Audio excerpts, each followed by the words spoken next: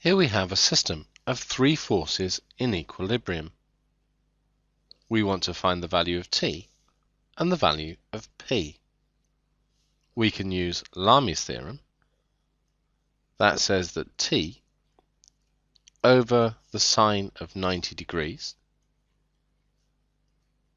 is equal to P over the sine of 150 degrees, which is equal to 8 over the sine of 120 degrees.